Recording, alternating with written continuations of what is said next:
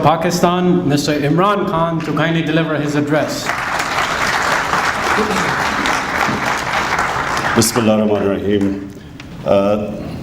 Ambassador Azaz, thank you very much for that. What the Margalla dialogue has so far achieved, the 10 points, I think there were about 10 points which you elaborated.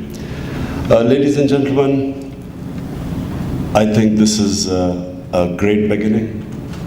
It's very important for Pakistan that we interact with minds outside the country. It's important to have think tanks which develop ideas and then exchange ideas with the outside world. It's important that we portray Pakistan's point of view outside the country. So this is a great beginning. When we started International Cancer Conference in Shaukat Khanam, so there were hardly any outsiders who came to attend the first few conferences. But today, Shaukat Khanam's International Cancer Symposium is one of the most well attended in the world. It produces papers, exchange of ideas, and so the level of competence in SKMT has gone up by learning from ideas abroad. Biggs, you've covered a lot of subjects, but let me just start by saying that what has Pakistan learned from its foreign policy in the last 4 decades? The one main lesson we have learned is that we do not want to be aligning ourselves with any country where we have to fight someone's war. I think Pakistan has suffered. Our governments thought that they would gain by becoming a frontline state for a power. We gained something. We had aid given to Pakistan. But in the end, we discovered that we lost far, far, far more than we gained. In the 80s, we were part of the Afghan Jihad in fact, we were the frontline state. In the 90s, again, we were the frontline state in the war against terror. And the impact, joining these two conflicts, the impact it had on our society, I don't think it's been properly analyzed so far. I think if we ever sit down and analyze the negative impact, we will find that a lot of problems we face today date back to the time we became part of the Afghan Jihad, and then the war on terror was a disaster for Pakistan. And so what have we learned? That we will now be a bridge builder.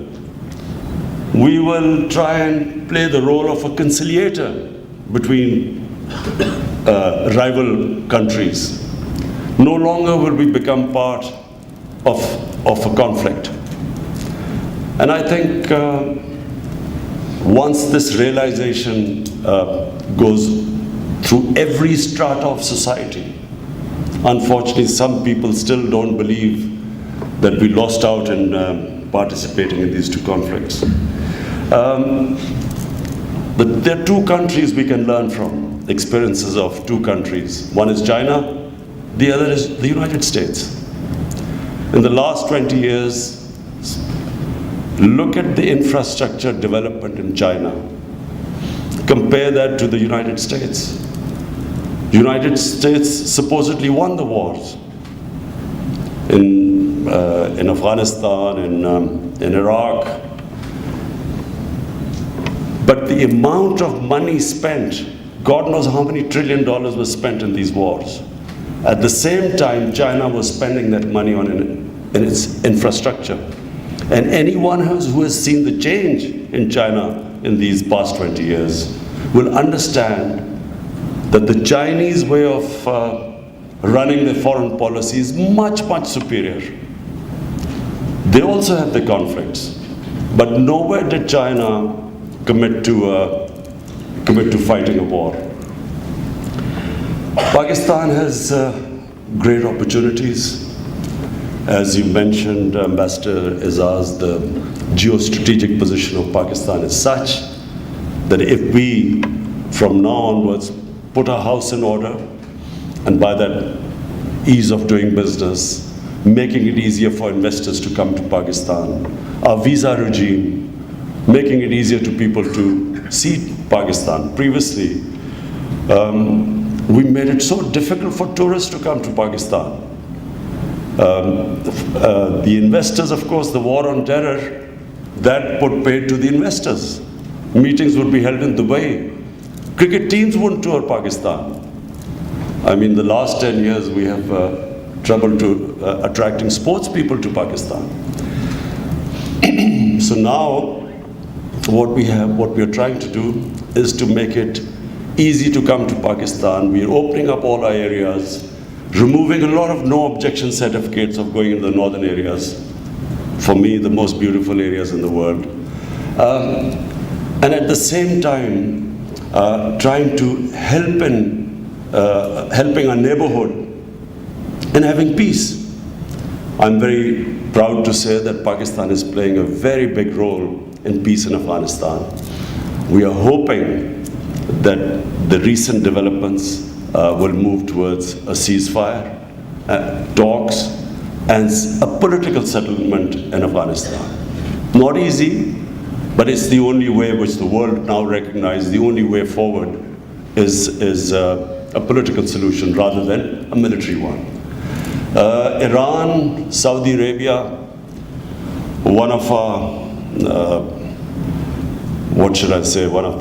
Saudi Arabia has always been a friend in need for Pakistan. Whenever we've needed help, Saudi Arabia has been there. And I can never forget my government when we came into power, the sort of economic challenges which we faced, Saudi Arabia was the first country to come forward and help us. And Iran is our neighbor. In times, we can never forget, in the 60s, when Pakistan was involved in a conflict, Iran came to our help. So, one friend, one neighbor, facing a conflict situation, again I'm very pleased to say that Pakistan is trying its best, has done its best to make sure that there is not a conflict in our neighborhood, having already suffered what is happening in Afghanistan and the war on terror in Pakistan. We tried our bit. President Trump asked me to have a talk with the Iranian leadership, trying to promote a dialogue between the Iranians and the Americans, and hope it works out, because the last thing the last thing we want is another conflict starting in Iran or the Middle East. Our relationship with China is better than it's ever been. China offers us the greatest hope of improving productivity in Pakistan. Agriculture is the mainstay in our country, and China has come forward and offered us new technologies. There are exchanges taking place, and if we can just double our yields, in China the yields are 3 times, 4 times of Pakistan. Even if we double our yields, Pakistan becomes a net exporter of agriculture products. On top of it, the special economic zones, which I noticed you also mentioned, we are working on them to ask the Chinese industry to relocate in Pakistan, and we are working on that. China is also helping us in various technologies. We are setting up a university in Pakistan where China is going to help us in the latest technologies of artificial intelligence and so on. The problem is India. We tried our best to mend fences with India, start a dialogue, tried everything. Unfortunately, India is in the grip of an extremist ideology. I probably know India better than most Pakistanis. I have been to India more times. I have friendship there. I understood India. I had a lot of love and respect as a sportsman in India. What is happening in India right now is tragic. India has been taken over by a racist, an ideology which believes in racial superiority, an ideology which is built on hate, because whenever an ideology is sold, as RSS sold this ideology of Hindu superiority, it also sold the hatred. The reason why they could not reach to their great Hindu civilization was because of Muslims, Christians, invaders. So this hate, when the two get together, racial superiority and hatred for other races, it always ends up in bloodshed. It's the nearest thing to Nazi Germany, what is happening in India. When the Nazi Party came about in the 20s, no one quite understood where it was heading. The Nazi Party was, in the beginning, all the intellectuals, people thought that the Nazi Party was the best thing happening to Germany, because they talked about nationalism, national pride, self-esteem, a country that had been defeated in the First World War. No one understood where it was heading. In my opinion, not everyone understands where India is headed right now. Between 1930 and 1934, in 4 years, Germany went from a liberal democracy to a totalitarian, fascist state, racist state. In India, their Nobel Prize winner, Amartya Sen, he recently gave an interview to the New Yorker, where he said that he's never felt the fear in India. People are scared. No one talks about it now. The media has been scared into submission. Opposition politicians are scared to speak out because it's about Hindu nationalism. This is a genie, when it goes out of the bottle, it's very difficult to put it back in. In my opinion, Narendra Modi is riding a tiger. With every passing day, it will be more difficult for him not to be controlled by this ideology. This ideology will win him votes, will give him a lot of electoral success. So did the Nazi ideology. But eventually, this will lead to destruction. In my opinion, India is going to suffer, because India has almost 400 to 450 million people who will be marginalized by this ideology. They are Muslims, they are Sikhs, they are Christians, they are the tribals, they are the Dalits.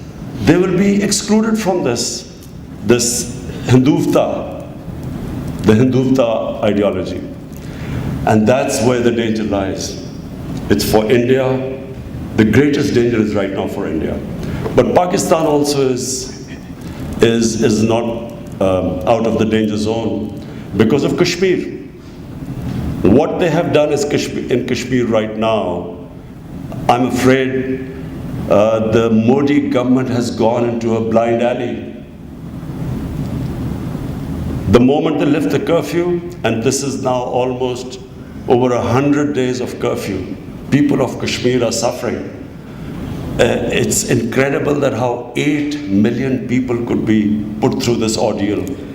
But it can only happen when you have this racist ideology which is built on hate. So almost over 100 days these people are under curfew. All the civil liberties have been taken away. The human rights been abused. Their leadership, thousands of them put inside in jails all over India. Young people picked up in the middle of the night, teenagers taken away. Through fear, through 800,000 troops there in the valley, spreading fear, obviously not fighting terrorism. terrorizing the population. So what happens at some point, this curfew will have to be lifted. What happens then? I don't think this has been factored in, because I think the Modi government thinks that they will be so, by these tactics, they would make them submit to this illegal act which they have done. So it makes it very difficult for Pakistan. How do we now extend a hand of friendship to India, which is vital for the subcontinent? Peace is, for the long-term future of the subcontinent, is vital. One of the things you mentioned, climate change, both countries are going to be affected by climate change. If the water shortage and the melting of the glaciers are connected. And so, rather than the two countries fighting together, climate change, poverty, huge issue of poverty, we are now stuck in the situation where this extreme ideology has taken over 1.3 billion people armed with nuclear weapons. And that's why, in my opinion, it's beyond Pakistan. The world has to step in. This is from dialogues like this, interaction of ideas like the Margalla dialogue. It's important for us to tell the outside world that this is a very serious situation developing. I repeat, no one thought that when the Nazis started off, that by the end there will be about 50 to 60 million people dead. No one thought that in the beginning. I don't think many people realize that with two nuclear-armed countries face to face, and with this extremist ideology, where this can lead to eventually, no one knows right now. But unless the world steps in, you hope for the best, but we should be prepared for the worst. But the world cannot be prepared for the worst if this goes wrong. That's why it's very important for international community to step in now and stop worrying about India being a counterweight to China. The consequences, I repeat, of this going wrong will affect the entire world. And that's why the United Nations, I appealed to the UN when I was there. We keep talking, I keep talking to all heads of states who I've had the opportunity to talk to. I explained to them the situation, that this can go wrong. And fortunately, I feel that from 2 months back when I used to talk to them to now, I feel that there is much, much more awareness of the seriousness of the situation which is taking place in India. Aside from this situation developing on the Eastern Front, I'm very optimistic. I feel that the Afghanistan issue is heading in the right direction. And Central Asia, I visited Bishkek a few months back, met all the heads of the Central Asian republics, and I feel that there is so much potential. The moment there is peace in Afghanistan, the connectivity with Central Asia, there is enormous potential for Pakistan and those countries which are landlocked. Gwadar has the potential of developing into a future great port, access to which most of the Central Asian countries, along with Afghanistan, would love. I repeat again, if things settle down, if the US-Iran relationship improves, Iran has the potential of becoming a real economic powerhouse if the sanctions are lifted. And of course, Pakistan again benefits from that. So we are sitting on as I repeat, the geostrategic position of Pakistan right now is probably unique in the world. And as I repeat again, that the moment we keep improving our the investment environment in Pakistan, spending more money on technical education, improving this country for foreigners, people to come, tourism. The country has enormous tourism potential. We have probably the most unique religious sites. Country is probably the most ripe country for religious tourism. But also, the northern mountains of Pakistan Whoever has ever been there, to the northern mountains of Pakistan, they are the most unique places in the world. Nowhere have you see such still hidden beauty, unexplored. People still haven't seen most of the northern areas. So, aside from the problem with India, Pakistan right now, we see a lot of optimism. Fortunately, we are seeing a lot of investors heading to Pakistan. We are also seeing more increase in tourism in Pakistan. And inshallah, things looking ahead, things look good. All we need is, we hope that in the next 4 years in India, elections deliver a favorable result, and then we will have proper relationship with India. And then imagine two of the greatest markets on either side of Pakistan, and that's where the best way we will alleviate poverty in the country. We have a young population, we want jobs for them. The best way is if we can open trade or 360 degrees. If trade opens with Pakistan, this is where we will be able to provide jobs for our people and lift people out of poverty. Again, thank you for inviting me here, ambassadors, ladies and gentlemen. I'm really pleased that this dialogue has started, and I hope that we will keep improving this and make this into a real annual event internationally. Thank you.